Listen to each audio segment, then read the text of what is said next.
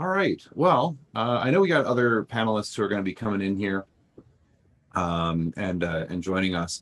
I'm going to pop, I'll tell you what, here's what we can do. I'm going to jump over to track 1 plenary in Slack. So if you've got any questions that you'd like to ask our folks, our speakers that are trickling in here, please, by all means, feel free to do that. That all said, Tony, welcome to track 1. I know you had your talk earlier on track 2, so we're glad to have you over this way. I've been bouncing back and forth all day between the 2 computers and 2 different tracks, so it's been fun in the virtual world. Yep, it's it's a good thing that I don't get any suntan from LCDs, because I've got enough of those on my desk that would probably cause some significant damage. Great. Well, since you were bouncing between the 2 tracks, Tony, what was a couple of the things that you had noticed today that you thought were pretty good takeaways? I mean, aside from the one that you gave. Well, I love these summits because there's always there's always the tools that there are so many talented people who write these different tools and create the stuff that we need every day to do our job. So the Greppin Logs presentation and the Adobe Stringlifier presentations were both excellent. The Greppin Logs, I just was yelling at the screen, where were you 5 years ago when I was started doing all these processes by hand? This would have saved me so many years of my life. Oh yeah, well, it's so tough to keep up with all the research and everything, but John's tools have definitely made their way into a lot of our cases. And I'm looking at John's video, and I think I feel like you're filming a Beastie Boys video. I gotta be honest. That's the vibe that I'm getting. That's awesome. Except it's going to be called Check Your Logs. I think that's going to be what he's coming out with. So Phil, here's a question for you on track 1. Did anyone get Rickrolled? Because we had a Rickroll in track 2. I saw the Rickroll in track 2, and we did not have those in track 1, unfortunately. Maybe we're just slacking, I guess. No pun intended.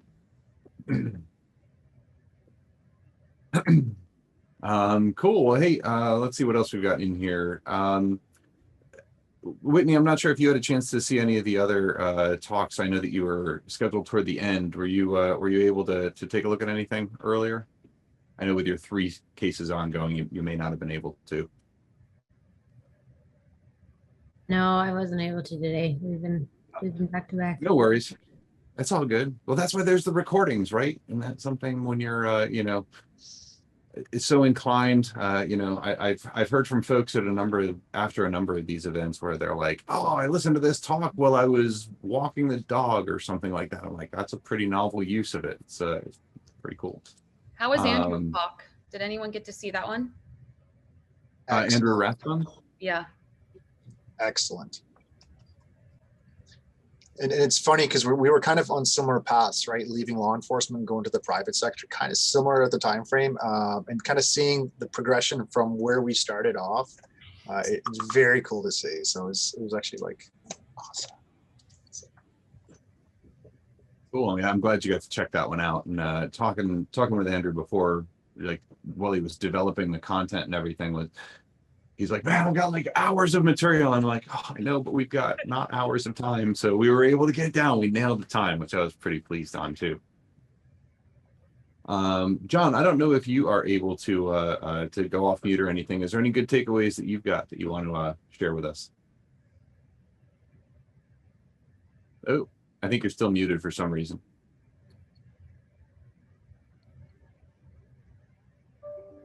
Double muted. Oh. Okay. There I am. So, I'm taking advantage of the video today, where I drove down to Chicago to see some colleagues, and so that was the thing I haven't been able to do for months. But I am really excited to check out Chad's keynote about Cobalt Strike.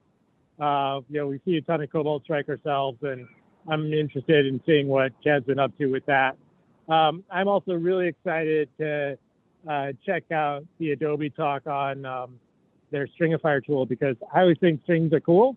I like any kind of like low level tool development like that, and we don't really see a lot of the big software companies in the DFIR space. And so I'm really interested to see what Adobe has come up with there. And I mean, I'm sure it's just like internal, a couple people, but still, you know, like it's a very interesting thing to me to see them coming into the DFIR space, just, you know, even on an internal basis. John, we solved the Cobalt strike issue already, so you shouldn't have a problem anymore. That was done this morning. We're good. Great, thank you. I'm glad to hear no more Cobalt strike. Awesome. I'm envisioning the beginning of It's Always Sunny in Philadelphia, but instead of the gang does whatever, it's Chad kills Cobalt strike, and then it's the end of the episode. There's nothing more at that point. Well, how about something else from what's that? I was going to say something that you had brought up just about the length of these talks. You know, that's something that, you know, everyone that presented today, I'm sure, recognize it.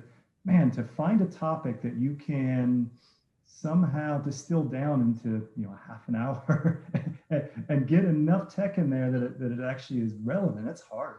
So I was kind of watching Eric and Whitney just as we were getting ready to roll in here. It's incredible. Like it is a challenge in itself.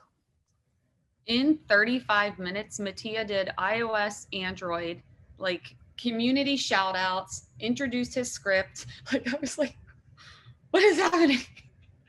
And then went to the pool with his baby for a few minutes after, in between the next panel. It's a machine. It was brilliant.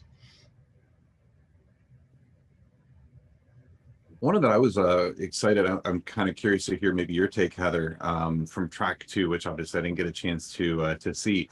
The cyber kill chain meets blockchain. That looked really, really cool, and that's definitely one that I've got toward the top of my list to come back to in the recording. What was your take on that?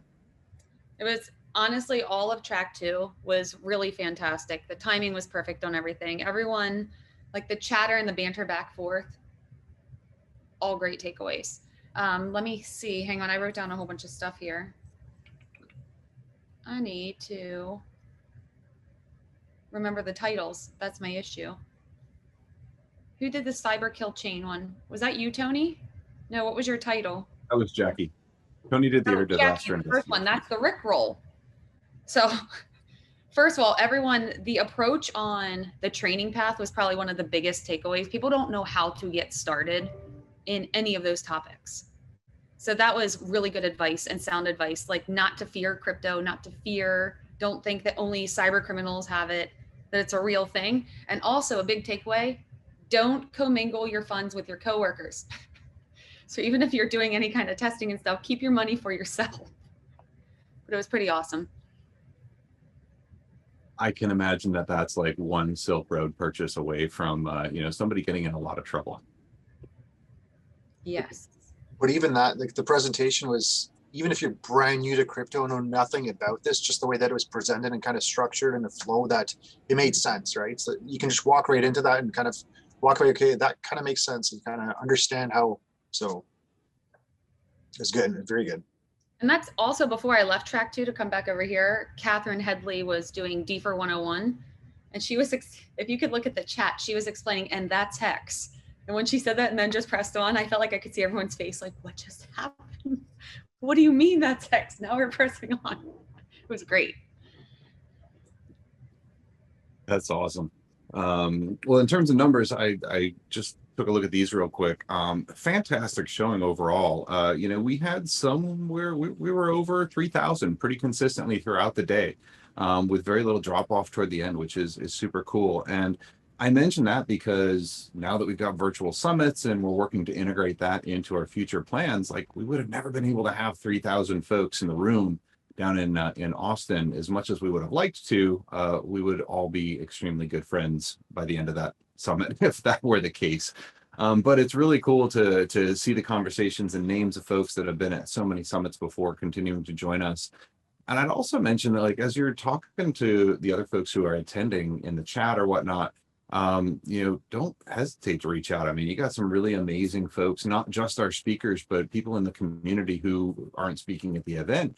you've got folks who are writing the tools. We mentioned Mike Cohn, who's in there from Velociraptor, and just so many good folks to ping and be able to reach out to. So don't be shy. Even if you're brand new to DFIR, brand new to cyber, which I know a lot of you are based on the chats, this is a great way to really just get involved in these projects and get to know the people, because you're 0 rings away from them, which is pretty special opportunity for this kind of event. It's also a cool opportunity for collaboration. If you want to possibly, if someone sparked your interest and you maybe want to collaborate with them and do a talk next year, reach out to them now so you can establish some kind of banter back and forth. Yeah, and I would say a big speaking shout out to the attendees. I mean, I was poking around a bunch of the channels today. It was awesome to see how many people were answering each other's questions and kind of iterating on things and kind of building out on ideas. I mean, that's what would have happened at a real kind of live conference. And it's, to your point, Phil, I mean, it's even magnified here because we have more people from more places around the world kind of all getting to kind of look at and, kind of work around the same material. So pretty cool. Yeah, it's you in mentioning that, you kind of gave me a thought that I remember back to when I was kind of starting in the career, and I was, well, I guess you could say the second time when I got out of the Air Force and went to the commercial space, we didn't really have a career path, right? Like, it was so brand new back in those, what is probably now ancient history days for us. You were either an expert or that was really it, and that was, there was no career path, there was no growth. And now you've got all these much more robust, much more mature projects and tools that are out there. You'd be surprised how even a really well-established tool can be extremely take extreme value from somebody who's brand new to cyber. Being able to contribute testing, being able to contribute documentation.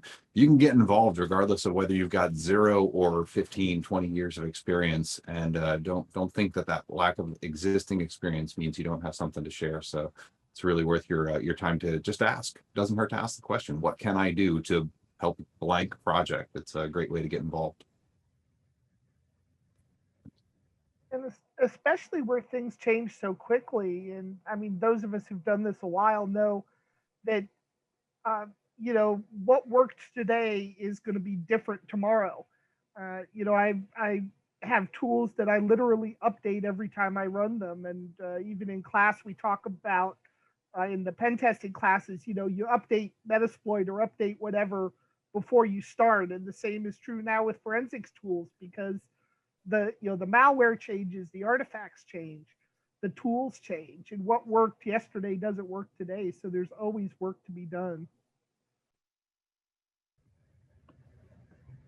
Yeah, and one thing I'll add, Phil, is something our team's constantly doing is after every IR that we work, even though we know we're pretty good at what we do, there's always room to improve. And so I liked the previous comments about looking at tools and always improving the tools, but also look at process and constantly look at where your bottlenecks are. Where are we getting held up? Where are we getting? And sometimes it's not even during the technical process at all. It's like, hey, our biggest bottleneck is communicating with the customer. How can we do that better, right? Or communicating with stakeholders. How do we do that better, right? And so always come back and do postmortems after your IR, and don't just keep it at the technology. Expand that to the overall process to constantly improve.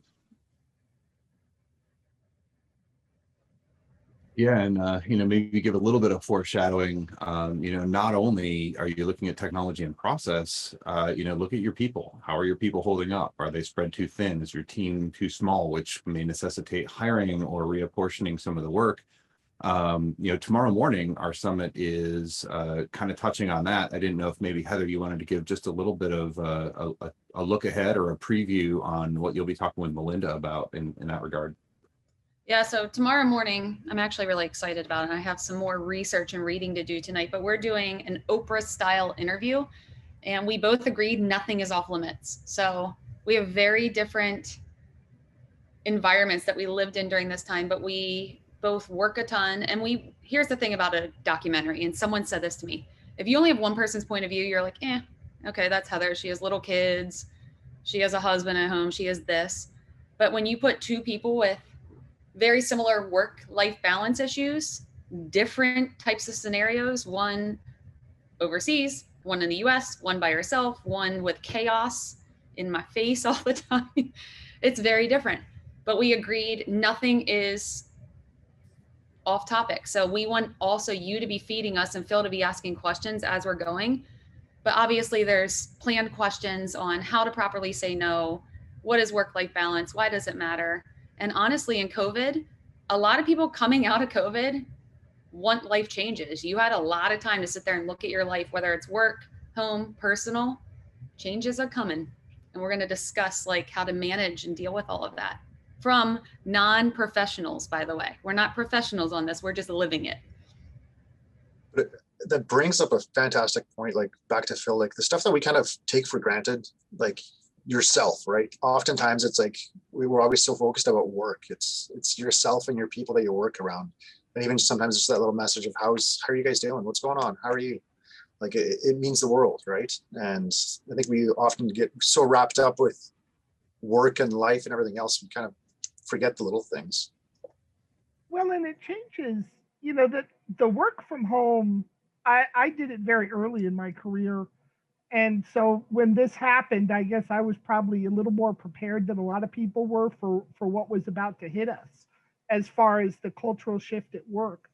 But being able to not lose what you have when you're in person, when you're remote, is very difficult.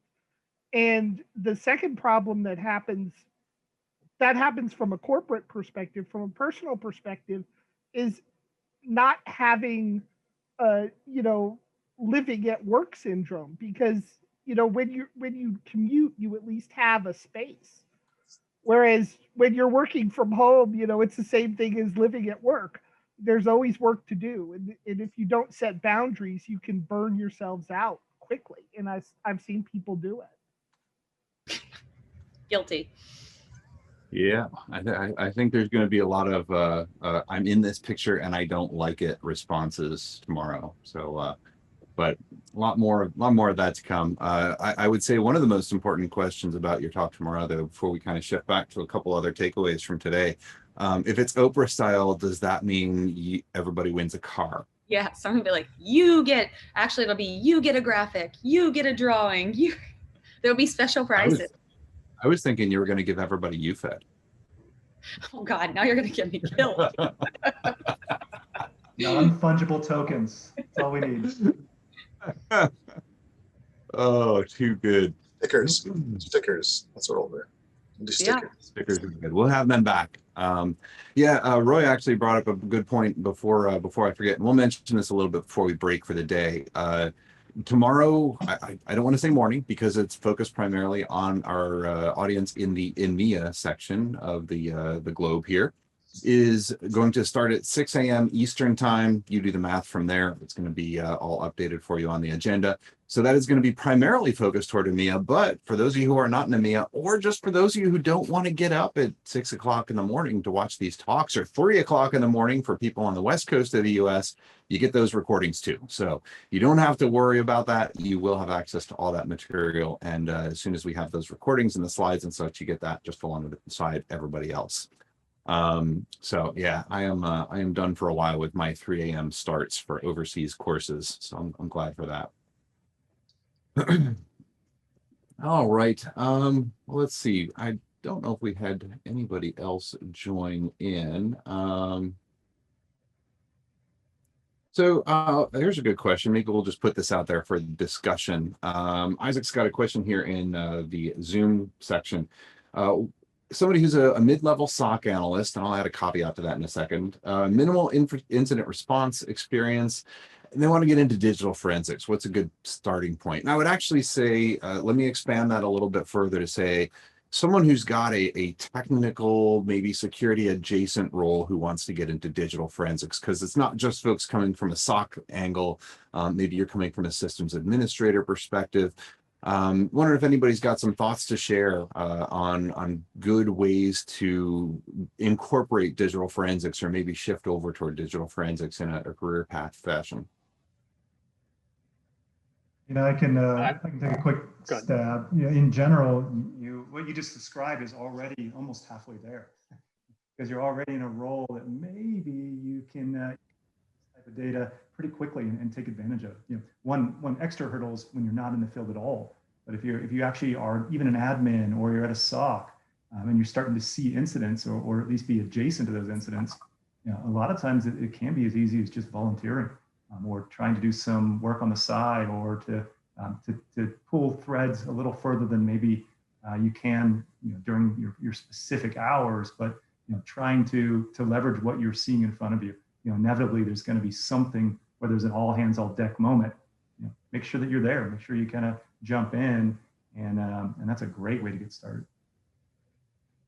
Well, and especially if there is forensics, in your organization, if you want to move, say, from the IR team to the forensics team, if those are separated, the easiest thing to do is to volunteer to, get to know the forensics team. And, I was talking about this a little bit in the new to DFIR channel on Slack, is you don't have to be a super techie to do DFIR. It's about the thought process. It's about solving problems. There are people who write tools. We've had some of them here. There are people who know how to do these things as long as you know what you need to have done. So I talked in that in the hallway channel a little bit about, getting vulnerable VMs and stuff from the SANS pen testing poster, for example, and running against the vulnerable systems and then looking at the artifacts and making those connections and learning how those things come together. Because forensics teams always need more manpower. They always need someone to do more work, and they'll be willing to show you how to do what they need done if you can help them get something done. Yeah, and I'd add on too, as far as hands-on experience, there's a whole bunch of CTFs. And Chad, I know your website, that's the reference that I always point folks to, your sidebar of all the different competitions. I think you're still maintaining that, but just any CTFs in general and being able to participate in those is going to give you, a good idea of where you're focused and where your skills sit, and maybe even more importantly, it's going to give you an idea of where you want to add focus. And I'll be honest, I'm not a reverse engineer. That's not my forte. It's not my skill. It's really where I would need to go to kind of round out some rough edges. So being able to take a look at those reverse engineering challenges, it's very humbling. Don't get me wrong. I look at it, I'm like, wow, I don't know how Lenny does this day in and day out, because I don't know which way is up, but I know that's hex, but that's kind of where it ends for me so many times. Knowing where those weaknesses are and being able to grow from there is super helpful. I also want to beta population last night, Phil. Just ended it for a brand new one coming in September. So stay tuned. Awesome. Yeah, and Phil, the best site I think out there right now to find kind of things to work on and forensic challenges is probably about dfir.com, all one word. They've got a great set of resources there for folks to get started. Oh, and you know what? I had them on Control-Alt-Delete. The Life Has No Control-Alt-Delete. I can post a recording, and they presented the site and how they put it together, and it was fantastic. I'll find that. Oh, good. All kinds of good resources. And Heather, you added your link to your blog on breaking into forensics as well, which is always a good reference. And then, when you find a pathway, share it. Whether you put that into a Medium post or put that into just a Twitter thread or post on somebody else's blog or whatnot. There's just so many good ways to share your pathway in, because you never know, that might inspire somebody who's in a similar position as you, who's also like, geez, I don't know where to go. I don't know what to do. Oh, here's somebody kind of like me and what they did. And that might be a little bit of at least a model that they could potentially follow. So all good. Well, and also don't forget about the other kind of disciplines of DFIR. I mean, like I've talked about the fact that, you need good writers to write and edit the reports and make the slides for management. You need project managers to keep up with everything and to do all of the briefings while you're working. There are all these other little, kind of sub-disciplines that come up when you're doing this at scale, that you don't necessarily have to be a command line hex editor junkie in order to be in DFIR. Everyone's got a very different true. path. Everyone's got a different path as well to, it could start as a hobby to turn into something else. It could be, everyone's got their own little path to get there. Yeah, back on Yeah, my old team at CrowdStrike, we had a great example of a project manager came in with pretty minimal kind of security experience that's now running IRs. So it was an amazing stepping stone for her to really get into the field. But yeah, many different paths for sure. Good. Well, hope some of these talks have been inspiring to all of you, regardless of where you're at in your career, whether it's wanting to dig in deep and start using some of these tools, contributing to some of the tools or procedures, or for those of you who are new, being able to identify maybe a couple of areas you could potentially, explore a little bit more to see if that's your forte and where you're interested. I remember my first exposure, my entry into cybersecurity was more on the offensive side and doing tool development, vulnerability research, stuff like that. And then I was actually doing business management for a forensic division. And I was like, that looks like fun. And I want to do more than just the spreadsheets on that and, staffing. So I'm like, oh, I'm done with management. Let me go ahead and get into the trenches and do some work there. And you had mentioned earlier, like system administrator experience, like that was my background. It ends up, for all of you out there who are system administrators or network administrators, you're going to be really good at knowing what's normal and knowing what should happen on those systems or in those environments, which is going to make you almost uniquely suited to identify the anomalies better, faster, more specifically than most other folks, which is just kind of a very cool superpower to bring to the table. So hopefully that's something that some of you are able to leverage as well. Awesome. All right. Well, Thanks, everybody. anything you want to add, Hedley? Nope, that's great. I'll see you all tomorrow morning. All right, For my y'all. We'll class. see you tomorrow, and have a great evening. Enjoy the little time away from the keyboard.